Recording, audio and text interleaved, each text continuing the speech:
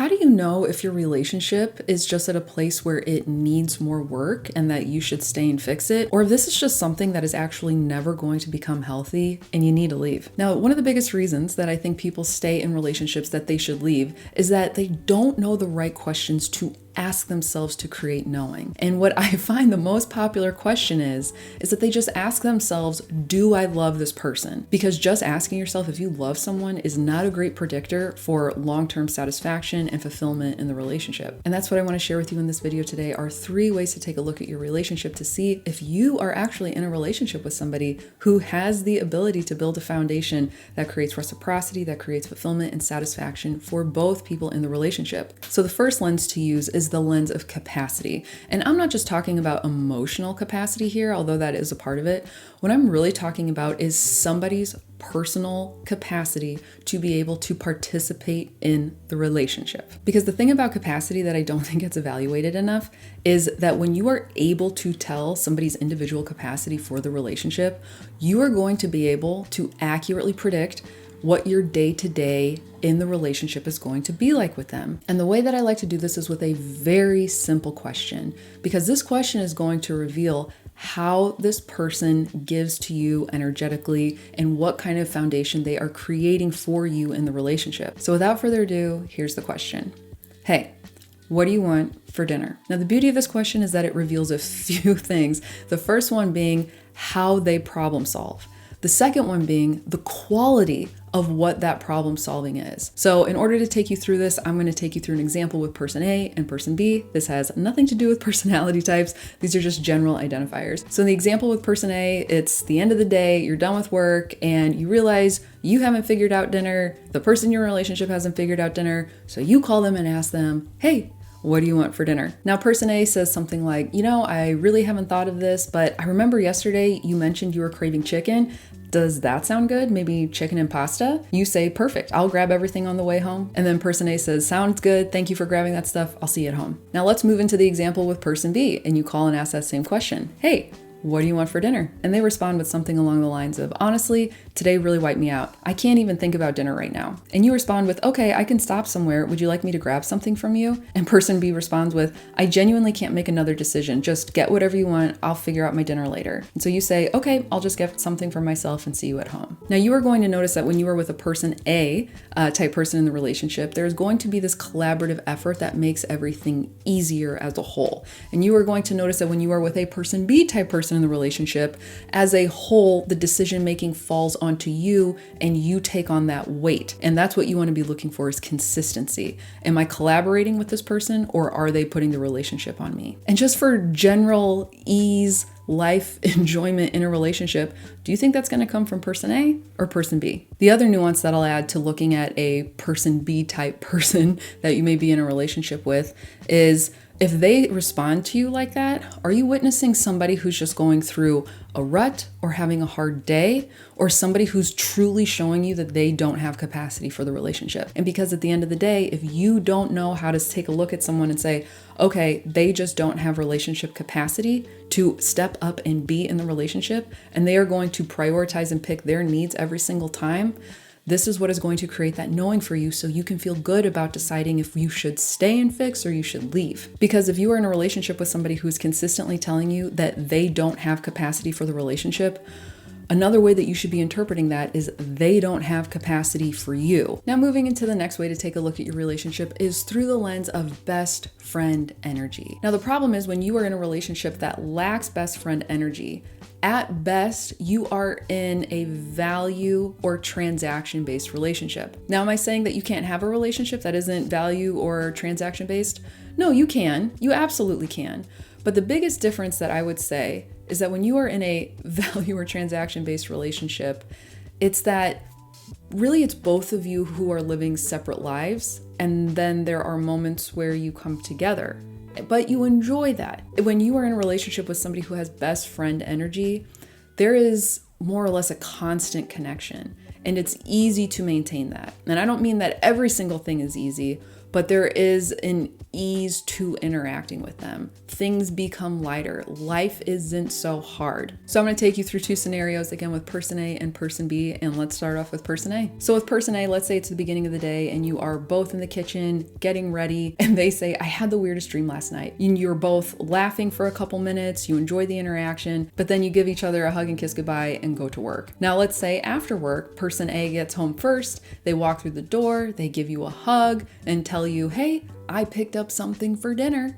And you guys sit down and start having dinner together. Now after dinner, let's say you are cleaning up and they mention that there's this new TV show that they want to watch, and you say, yeah, I've been thinking about that too. Let's watch it together. And so you sit down and watch a few episodes before you go to bed. Now as you're going to bed, let's say you guys give each other a hug and a kiss, and you make a joke about maybe you'll dream about X, Y, or Z tonight. Now you'll notice nothing crazy happened, right? There wasn't these big exciting moments. This was just a regular Tuesday, regular work day that you guys were sharing together. But when we are able to take a look at our mundane day together, this is going to help you see where you are going to live and what you are going to experience most of the time. Now let's talk about person B, where it tends to be a little bit more transactional energy. Now let's use the same examples of where you're in the kitchen and you're both getting ready, having your coffee, and one person says to the other, hey, did you pay the electric bill? Person B says, oh, yeah, you say, okay. Now you're probably trying to figure out dinner. They're not really helping. And so you take on the decision making while they just sit there and scroll on their phone. Now after dinner, they may or may not help clean up, but generally what the rest of the night looks like with person B is that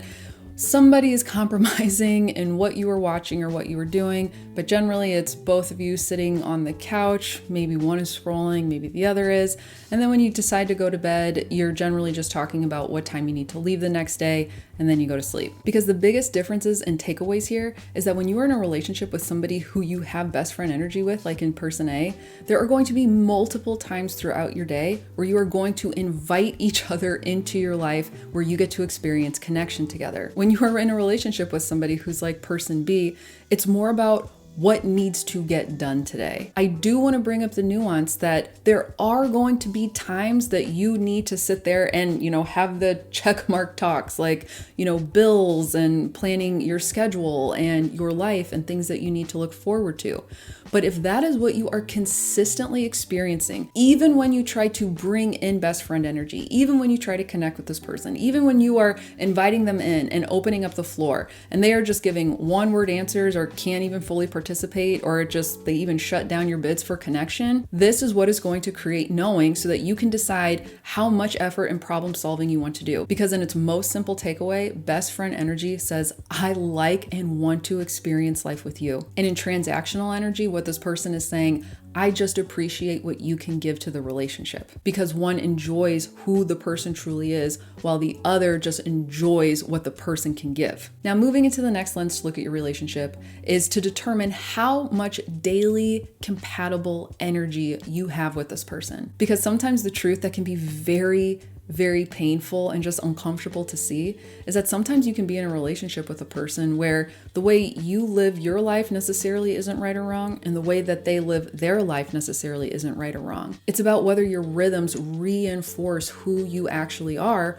or if it's slowly deteriorating you. Because another harsh truth is that if you are in a relationship with someone where your daily rhythms and how you like to get your energy and spend your energy just really don't align or have much overlap at all, you are going to spend a lot of time making compromises. And it's not just you that is going to feel this, it's the other person who is going to feel this too. And over time, this creates a lot of friction because nobody feels truly satisfied.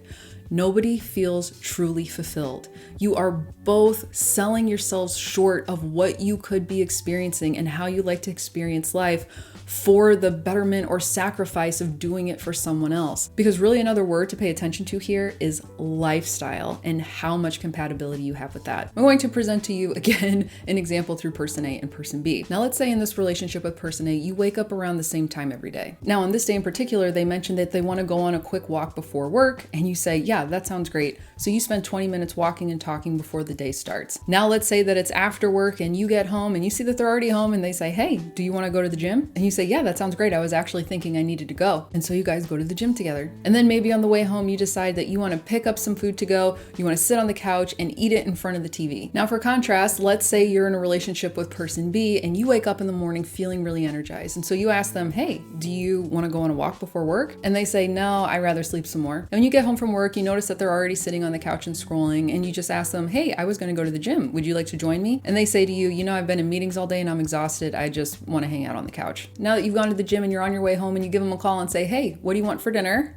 And they say, you know, I'm just too tired to make something. And you mention, I'm happy to go pick up stuff on the way home. And they say, you know what? Do that for yourself. I'm just going to order out something. Now, I really want to point out that neither person A nor person B has the correct lifestyle. The point that I was trying to illustrate is that in a relationship with person A, you get to naturally be more of you. Because when you are in a relationship with somebody like person B and you tend to be more like person A, there's going to be friction. There's not going to be a lot of connection, and you guys really aren't bringing out of each other what naturally makes you you and the lifestyle that you just naturally fall into. Because the underlying energy when you are with somebody that you do not have a natural daily compatible energy with, or just even lifestyle alignment, one of you is going to feel like they are constantly being held back, while the other is going to constantly feel like they are being pushed. Because I also want to be clear in the fact that compatible energy and compatible daily energy